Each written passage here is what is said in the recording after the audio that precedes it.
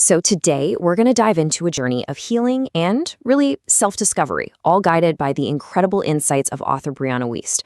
We're going to explore how you can move from just kind of surviving to actually thriving by, well, becoming who you were always meant to be.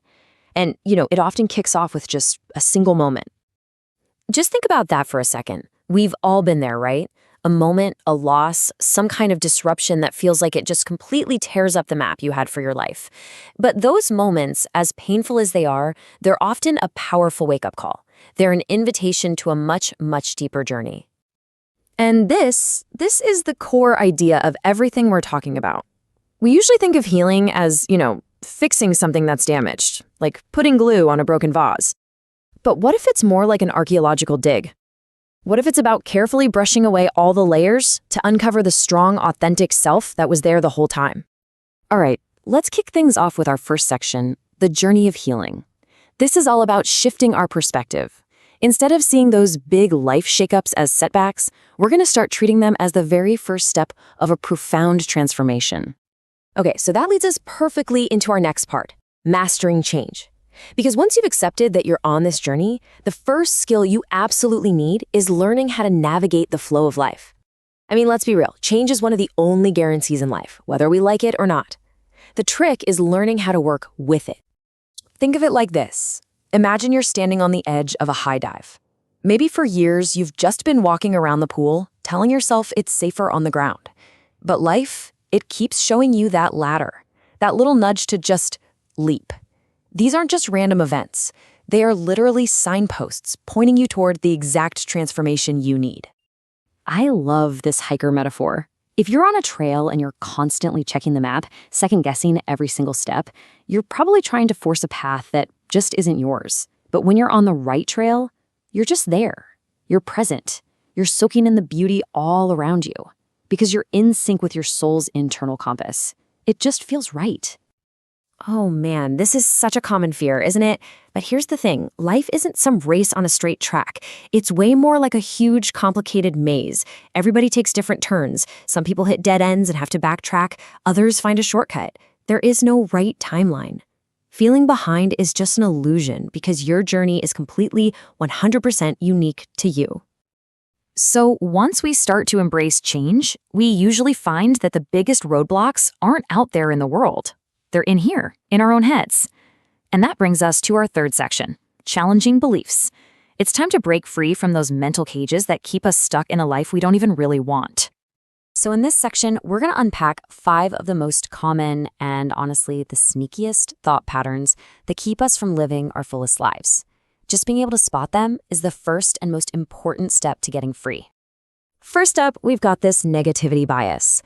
You know the feeling. Something good happens and your first thought is, okay, when's the other shoe gonna drop? This belief that life is just designed to be hard can actually make you stay in unhappy situations because, hey, you figure that's just how it is. But good things can and absolutely do build on each other. Oh, this next one, the myth of paying your dues taken to the extreme. Grinding away at a job that crushes your soul, thinking it's the only way to eventually earn your freedom. But here's the truth. You cannot hate your way into a life you love. The journey itself has to have some joy. It matters just as much as the destination. This is a one-way ticket to burnout. It's that tendency to carry the weight of every single problem you see, even the ones that are way outside of your control. The real skill here is learning to tell the difference between what you can actually influence and what is simply not yours to carry. Okay, now we're getting into the big ones, challenging the definitions that society handed to us. What if success wasn't about a fancy job title, but about living life on your own terms? And what if beauty wasn't some physical ideal, but the raw, unfiltered honesty of just being yourself? Redefining these words for yourself is a massive act of personal power. And finally, there's this belief that our self-worth is basically just a reflection of what other people think of us.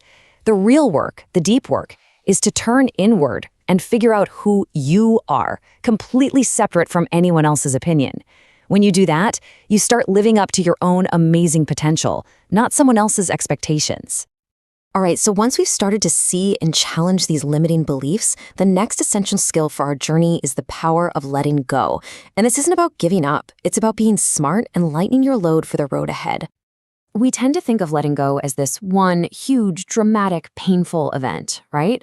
But what I love about this idea is that it reframes it completely. It's a practice. It's a skill you build up over time. You don't just go out and run a marathon, you train for it with smaller runs. In the same way, you can practice letting go of a tiny annoyance or an insignificant argument and build that muscle for the bigger things. Wow, this metaphor is just so powerful. You can pour all of your time and your energy and your love into a relationship, but if the other person just isn't ready or willing to meet you there, you're just wasting precious resources. Resources that could be nurturing the parts of your life that are ready to bloom. Just let that sink in for a minute. So often when we're clinging white-knuckled to something, a relationship, a job, an old version of ourselves, the truth is, it's already gone. The thing we call letting go is really just the moment we finally accept reality. It's a huge shift from fighting with the past to actually living in the present. And all of this, challenging our beliefs, learning to let go, it all leads us here to our final section, reconnecting with your intuition. After clearing away all that old debris, it's time to find, and more importantly, to trust your own internal guidance system again. Have you ever found yourself in this kind of cycle? It's when we're so disconnected from our own instincts that we start to assume everything about us is wrong and needs to be fixed. This constant striving and second-guessing is called overcorrection, and it's all driven by that deep, nagging feeling of just not being good enough. So, how do we break this cycle? Well, here are 3 simple, totally doable steps. Start small. What's your genuine opinion on a new song or a movie you just saw? No one else's, just yours. Then start paying attention to your body's most basic signals. Are you hungry, thirsty, tired? And maybe most importantly, start to realize that other people's judgments are usually about them and their own issues, not a final verdict on you. And in the end, it really all boils down to this one simple truth. Your life becomes a mirror of where you place your focus, your love, and your energy. By challenging those old beliefs, by letting go of what no longer serves you, and by trusting that inner compass, you take back the power to define your own existence. And that right there is the ultimate invitation. This whole journey of healing, it isn't about arriving at some perfect, finished destination. It's about the magic that starts to happen the moment you finally, truly accept yourself. Because it's only from that place of radical self-acceptance that you can really transform into everything you are capable of being. The journey is just getting started.